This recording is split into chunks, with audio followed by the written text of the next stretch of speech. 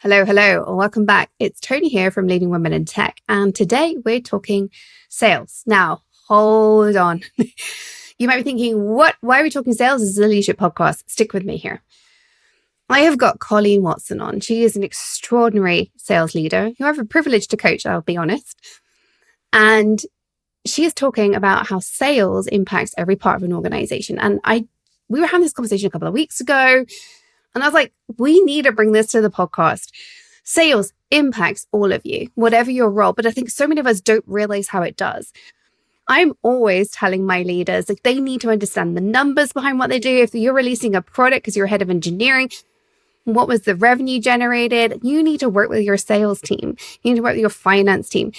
If you're working towards a product, maybe you're in marketing. Why are you not talking to sales about what does and doesn't sell? What matters to them? Why are you not talking about the emotions that the sales team bring? All of you, every single one of you, need to understand sales methodology, what is being talked about when sales talk about their revenue, their KPIs. You need to understand that. But also, Colleen has a really interesting point about how sales methodology helps all of the organization. And to me here, there was so much overlap with coaching. It's about communication preferences. That matters to us as leaders. How the other person needs to communicate can grease the wheels, if you like, of any communication. And we've really got this opportunity to discuss that relationship in sales and how you can use that as a leader. So without further ado, let me bring Colleen onto the show.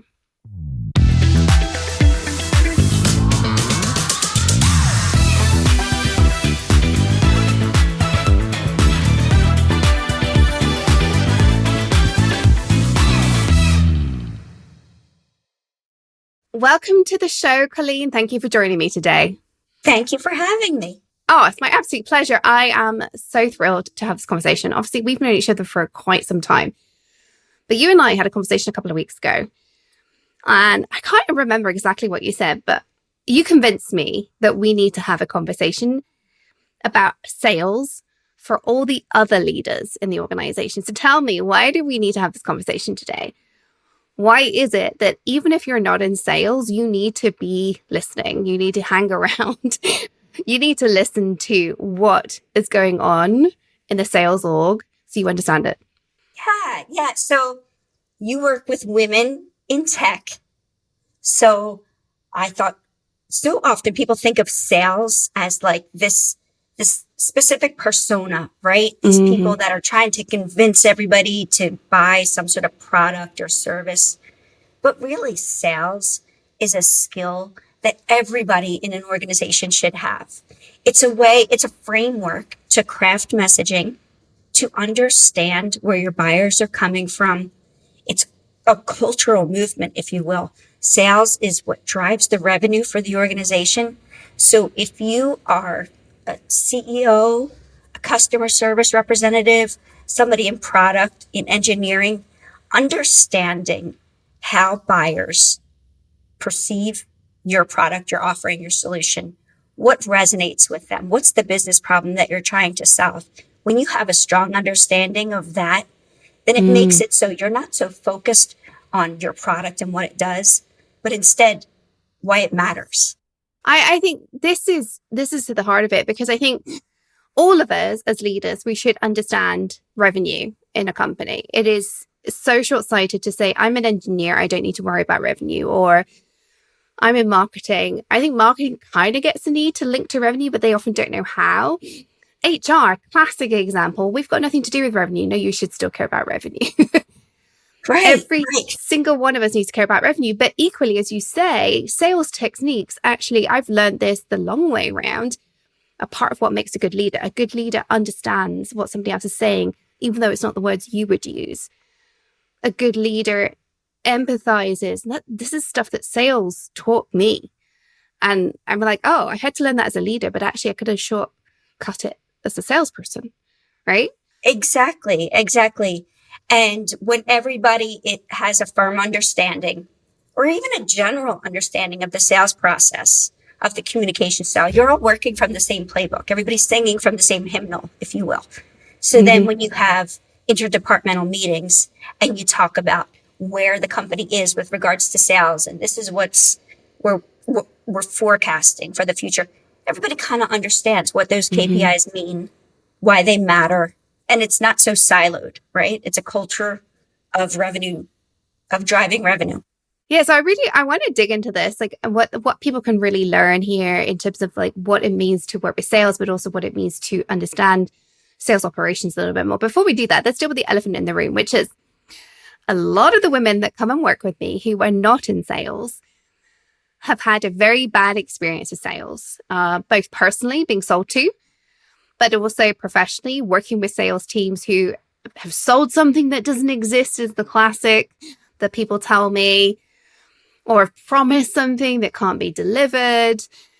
And it gives a lot of people, and I would include myself in this, me 10 years ago, a really bad feeling about wanting to know anything about sales, whether it's in their own organization or more broadly. What do you say to that critique? I didn't prepare you for this, so I apologize. I'm like totally like putting this on you. Like, how do you answer that? Well, it's unfortunate, right? I think in any profession, there's some people that give that profession a bad name. Yeah. I've gone to fabulous doctors that have sat and listened to me. And then I've gone to some doctors where I've been completely dismissed, right? Sales is the same. And if you're a true salesperson, it's not about pushing. It's not about convincing. It's not about putting on some persona. It's about solving problems. It's about steering a conversation towards the truth.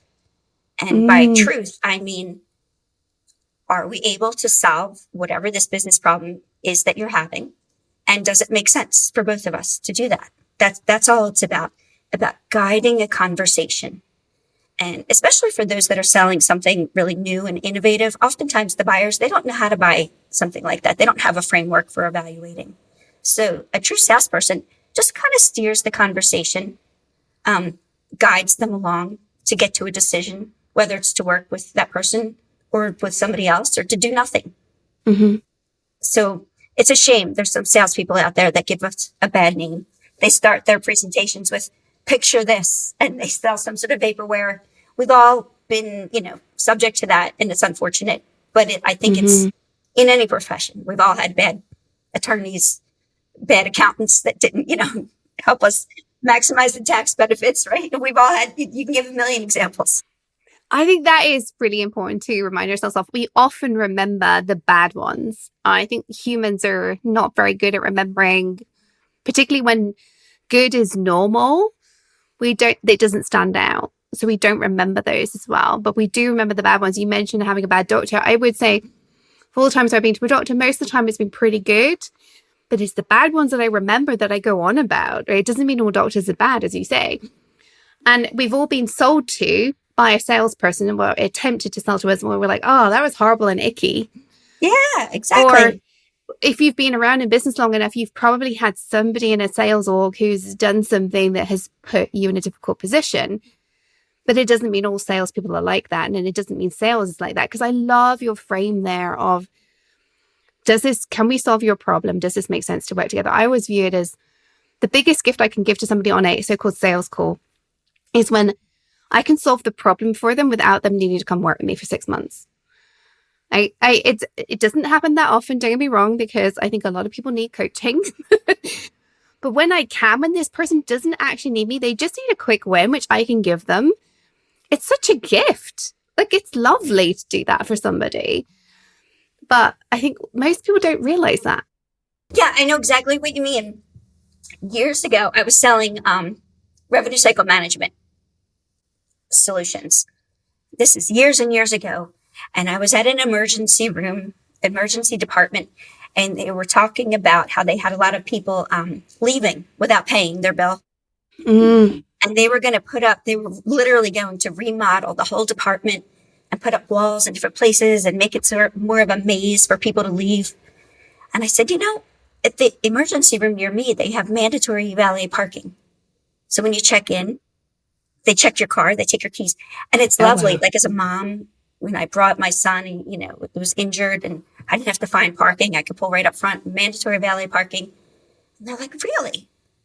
And they implemented that and saved millions of dollars instead of remodeling their whole thing. They didn't work with me. They didn't need to. They just had one conversation, but they called me after I became a trusted advisor to them. And they just needed one simple solution. I mean, that's an extreme example, but relevant. And I think that comes straight back to what you were saying before about how we can all use sales techniques, becoming that trusted advisor, and just diagnosing and understanding what's really going on. If you know something that they don't, it's me as a leadership coach, you as a salesperson, or your particular brand of whatever it is you do, if you can diagnose what's going on, if then give them a solution, whether the solution is working with you or something else, that is a gift. And that is something we should all be doing all the time as leaders, diagnosing and giving a solution. That's what sales is about. Sales is about understanding the problems and not just the surface level, right? So somebody will say, I'm having a problem with this. Oh, okay, I can fix that. No. Tell me more. Let me really understand what is happening here.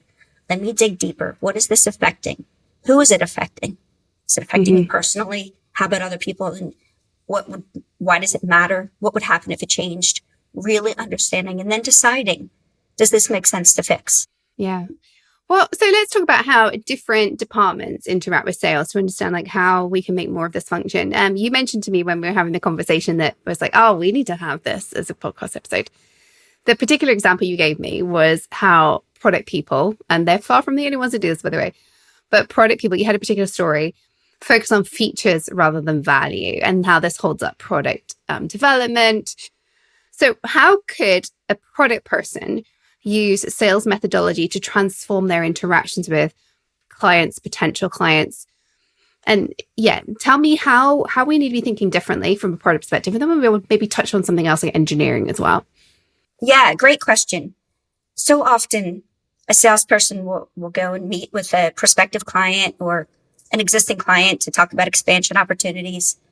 And like I was saying, they uncover the pain, right? What's going on here? What's happening at this prospective client's organization? How can we help? They do all of the homework and then realize what needs to happen. And then they bring in a product expert. They bring in engineering. They bring in a subject matter expert.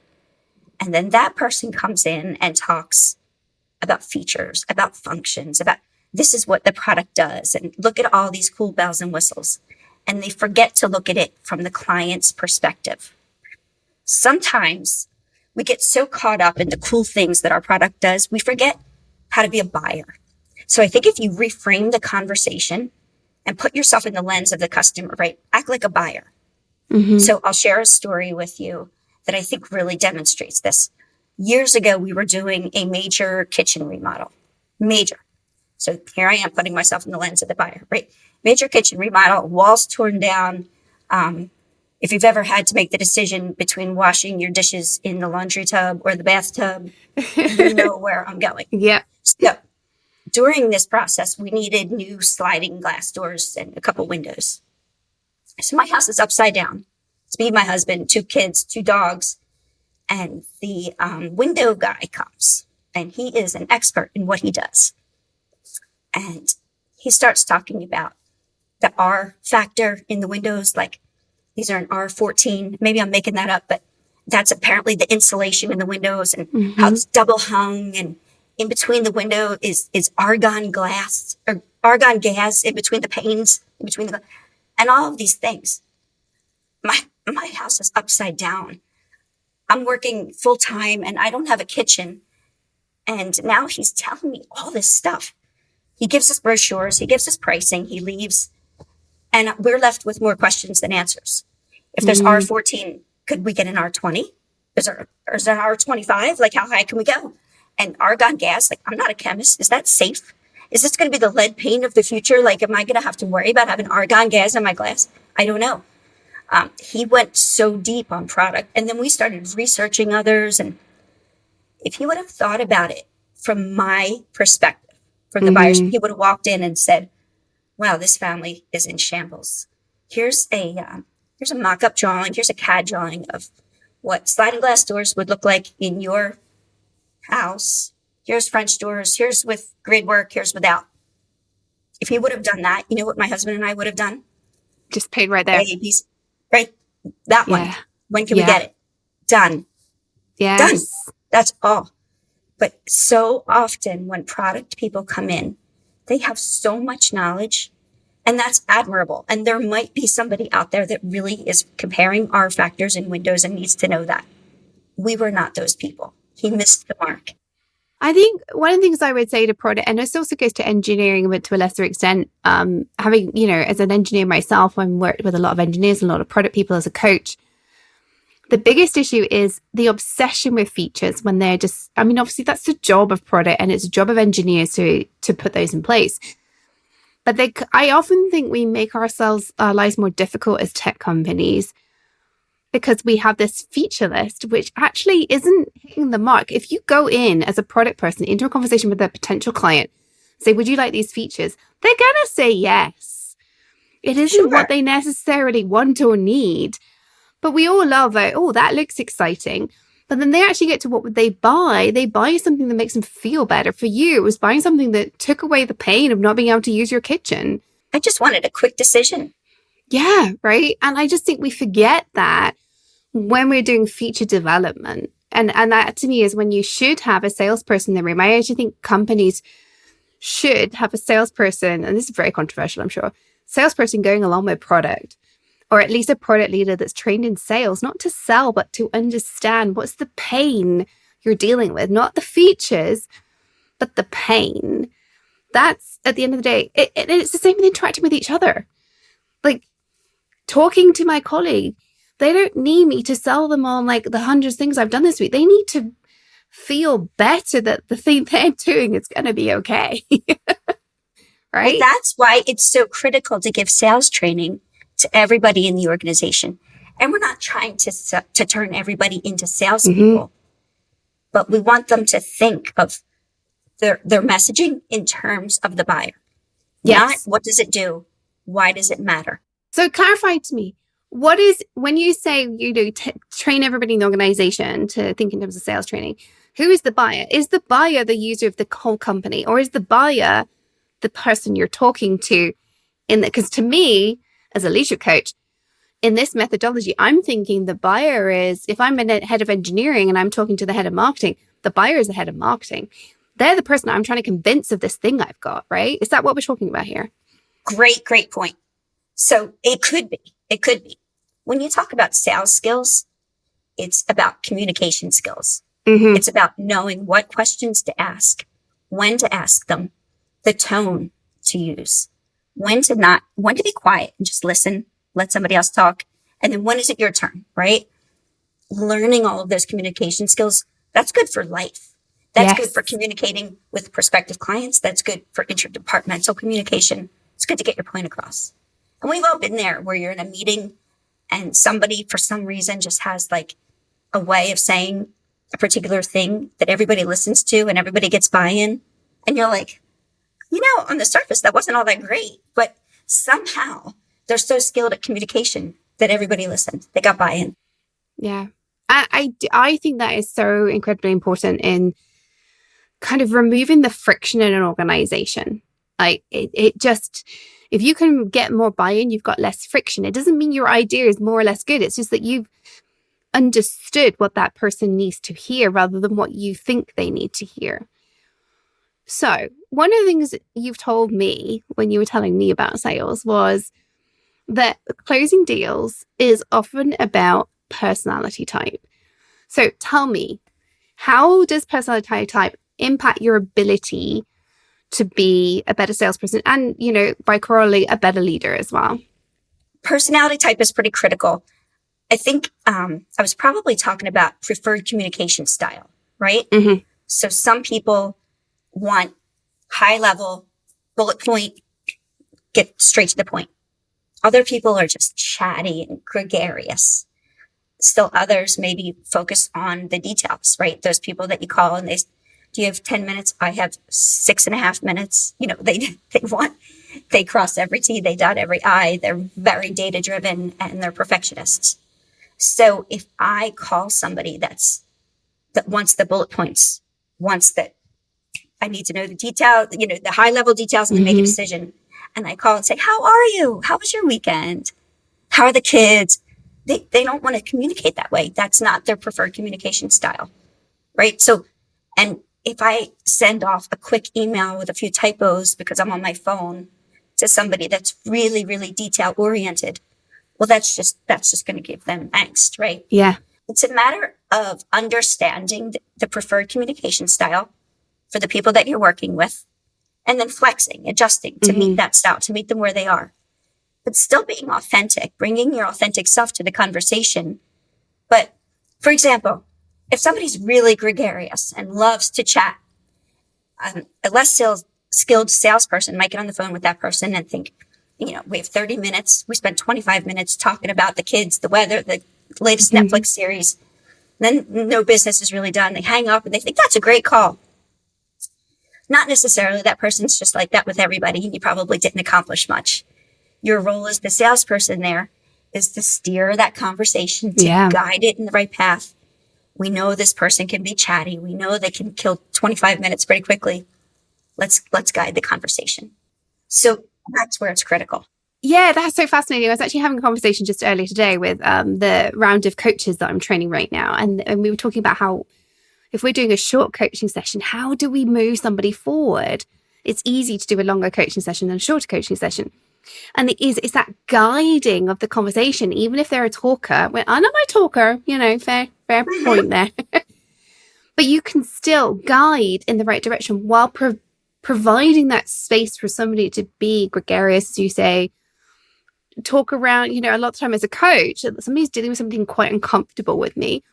And they may well want to move around the topic. And I can imagine this with sales as well. I mean, I've had sales calls, and I put that in air quotes because my sales calls are, giving back. I actually think that's how sales should be.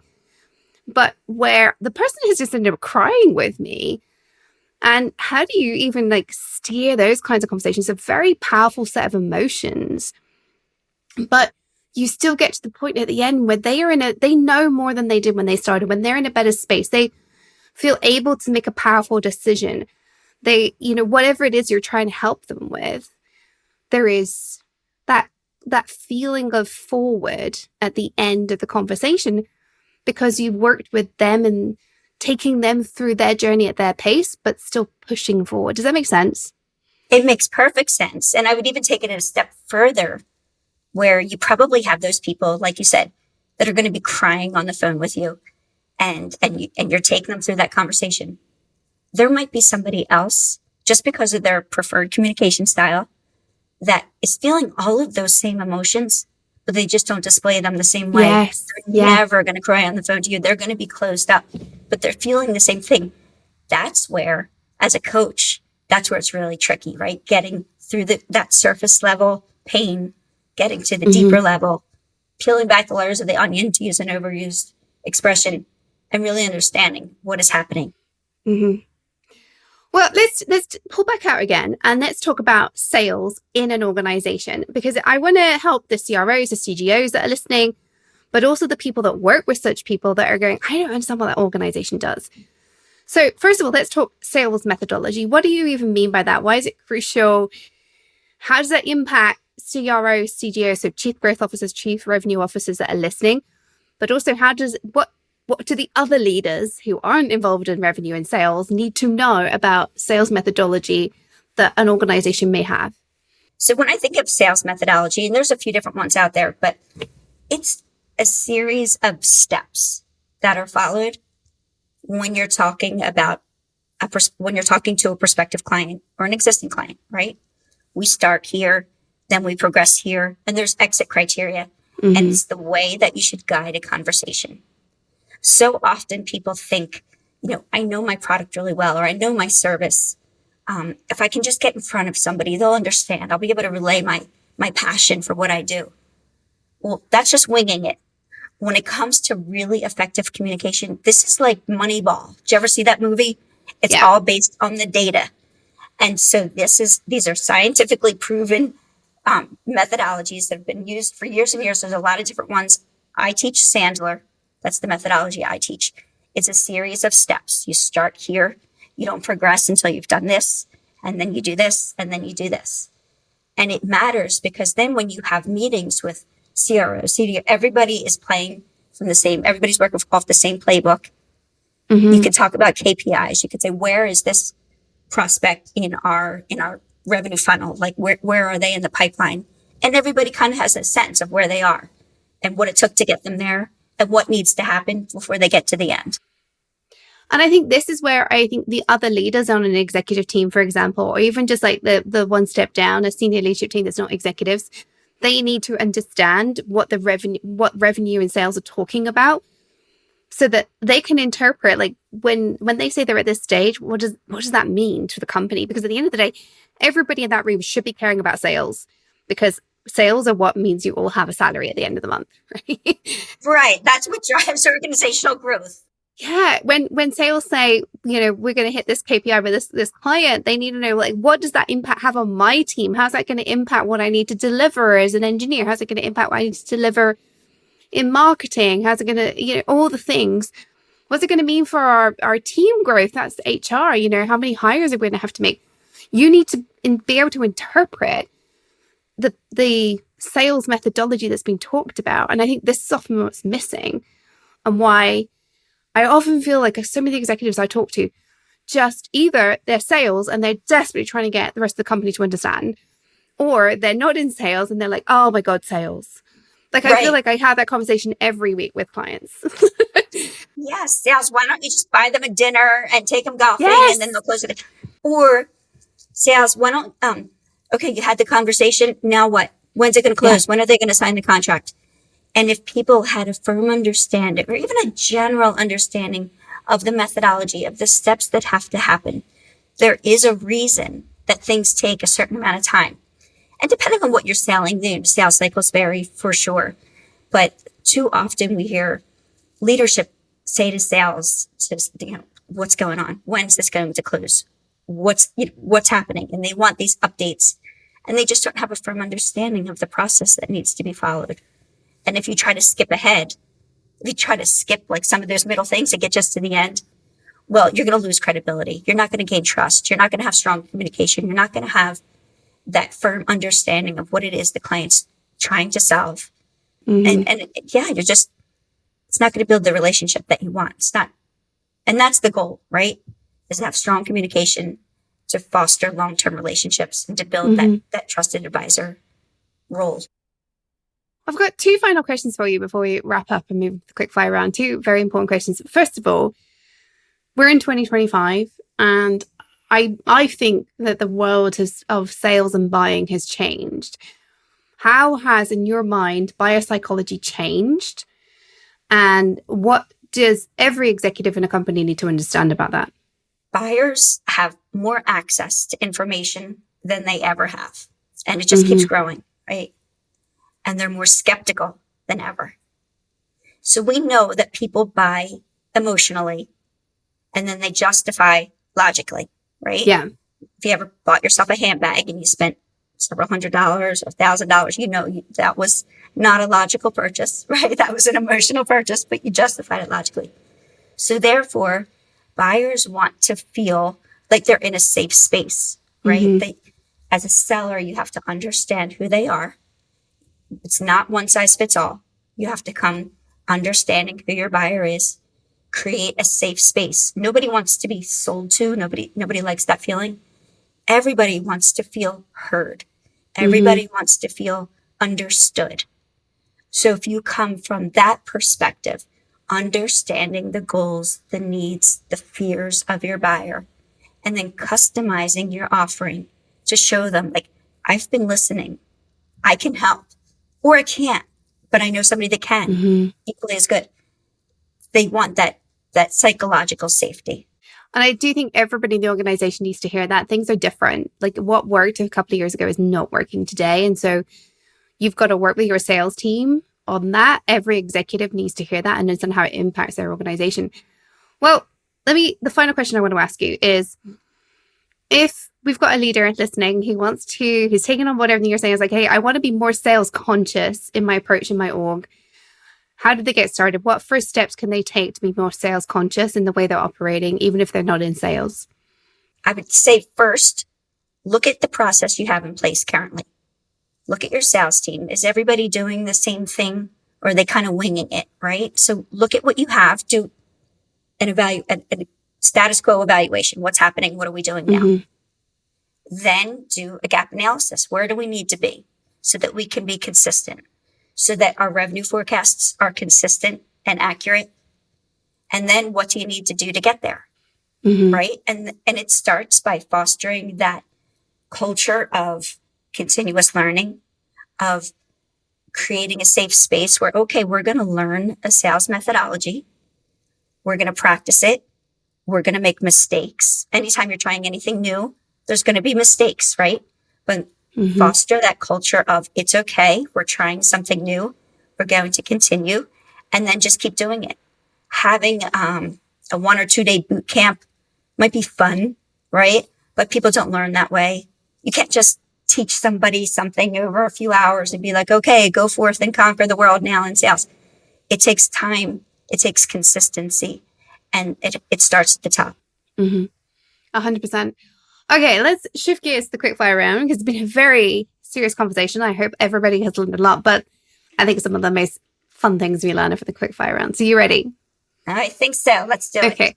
What is the worst piece of advice you've ever been given? That salespeople are born and not made. So some people, I was told early in my career, you're not a salesperson. You're not so there was this idea maybe that, first of all, that I probably should have been a man. Maybe wearing a pinky ring or something. I don't know. But yeah, terrible advice. I think that if you put your mind to it and you work hard and you study and you learn Mm-hmm. and you practice, you can hone any skill.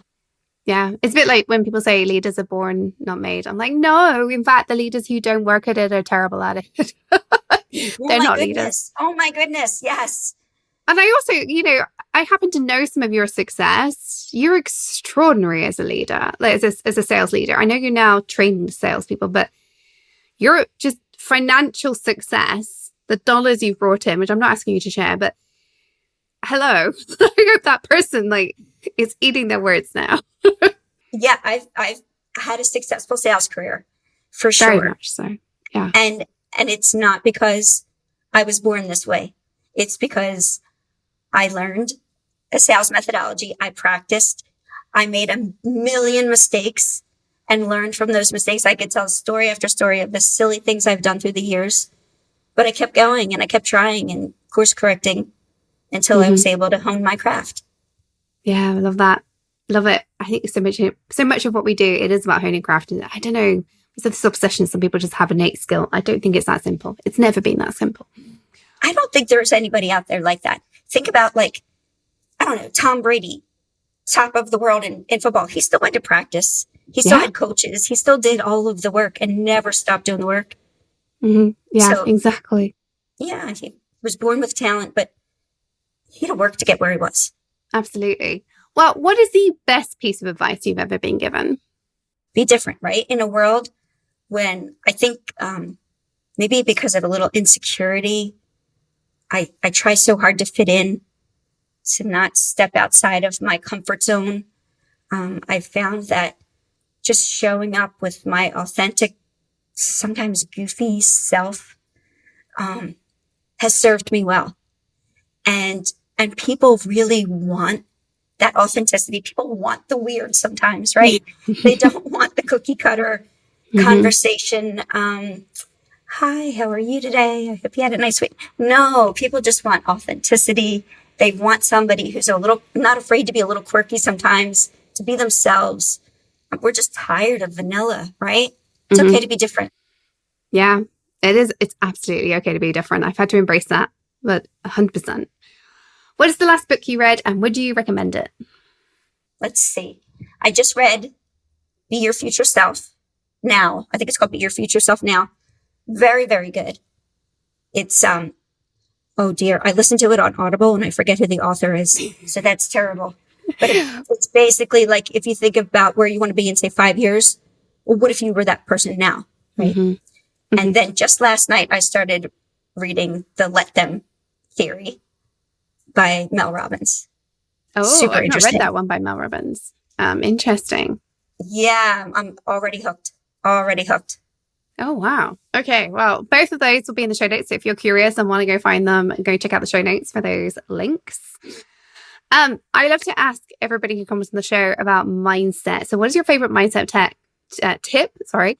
For, I'm thinking you've mentioned a lot here about preferred communication. So I would love to know the mindset tip you think we should all be utilizing to help us get into that understanding of, I need to think about that person's preferred communication rather than all about me. Like, what mindset tip have you got for us?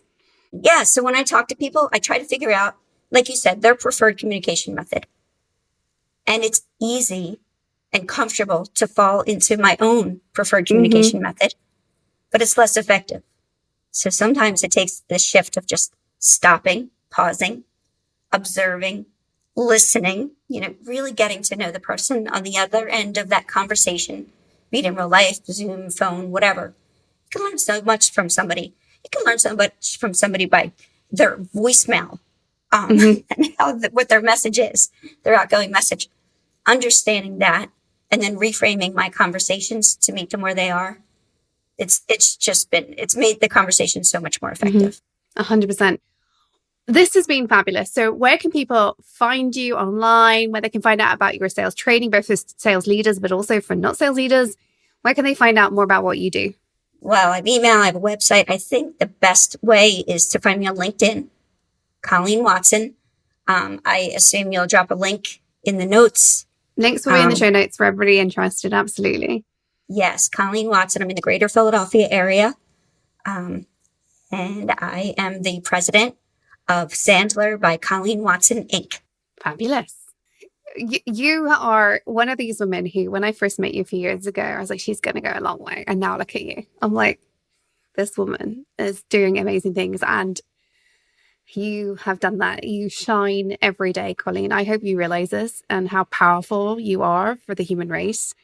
And I hope that some of my audience reaches out, because seriously, if you have resonated with this conversation, you want to learn more about sales, and maybe you're in sales and you want to have more of a methodology behind what you do. You want to feel more confident.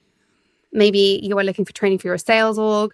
Maybe you are in another department and you're thinking, I could really do with understanding what's going on. Colleen is your lady, because this woman rocks. This woman blows my mind every conversation I have with her. So thank you for being here. I had a wonderful executive coach. That is why. Thank you.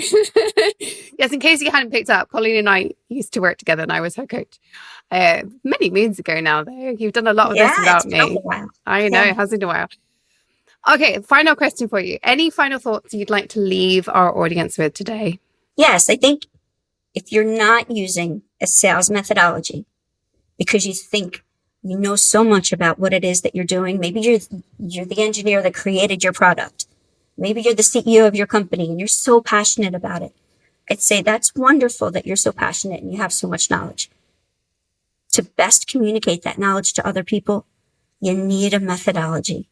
Don't skimp on that. That's so important. And if you're training your team, you're training them on product knowledge, on competitors, on handling objectives. Well, that's all really, really important. But don't skip the basics. Train them on communication. Train them on asking effective questions, when to ask them, how to dig deeper into pain. Train them on all of that. That's when you're going to see transformational growth. Oh, 100%. I love that. Thank you so much, Colleen, for being here today. Really, really appreciate it. I know I have learned a lot from this conversation, and I hope others have. I wish I'd had this conversation back when I was an engineer. So thank you very much. Thank you for having me.